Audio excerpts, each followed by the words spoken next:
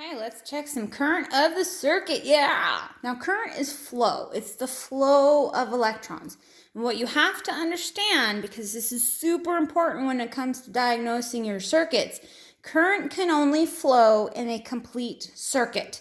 So if the circuit is open, blown light bulb, blown fuse, open switch, bad ground, little bunnies, shoot it. Okay, current is not going to flow. Nothing's going to work. Now, this is in a series circuit.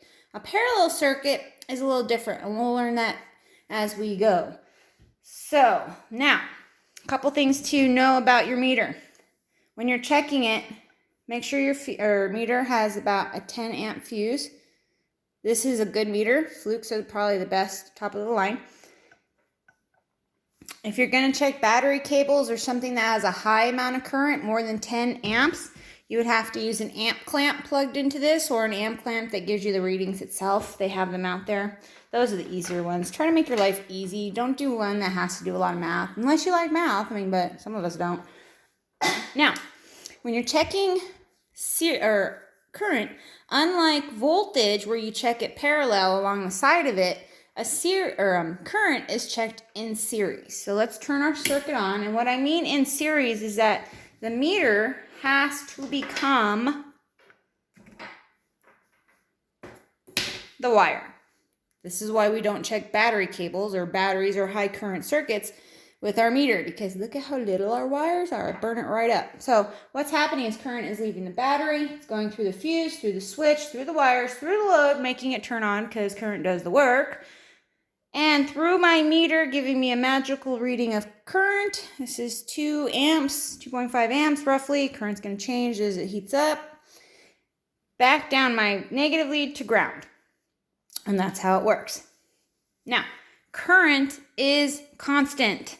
So no matter if I check it here, or if I check it here on the ground side or in the middle, current is going to be the same. So let's verify that. Let's plug our circuit back in. Voila, it works. I'm going to go here on the top side. Tying myself up in knots here. There you go. It's the same reading. Now let's check it in the middle. Get our circuit back to functioning. Check it in the middle. Voila, it's the same. So current is constant throughout the circuit. Now, another thing you have to remember, and this is where a lot of people don't understand and why they keep blowing fuses, is that as resistance changes in the circuit, it directly affects current. So if resistance goes up, current goes down. If resistance goes down, current goes up, and that's where we pop our fuses. So we're going to add a couple loads in this circuit, just like we did before. We're going to do one. Put it back to ground. We're still a series circuit. But now we have a different amount of resistance. So if these were both 3 ohm resistors, we would have a total of 6 ohms in the circuit. 6 goes into 12 twice. That would be 2 amps. So let's check it out. I don't know what the resistance of those light bulbs are. We'll check them later when we get to resistance. So disconnect it. Put my meter in place of that wire. See how resistance dropped?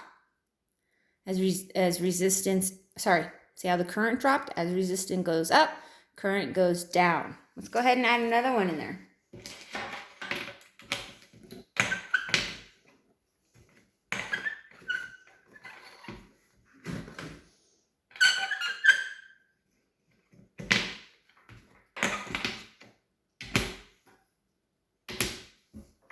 Still a series circuit. We have 3. You can kind of see my light bulb over here.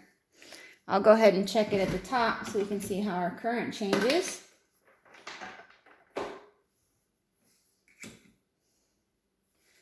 And I don't remember what the first reading was, but our current dropped just a little bit.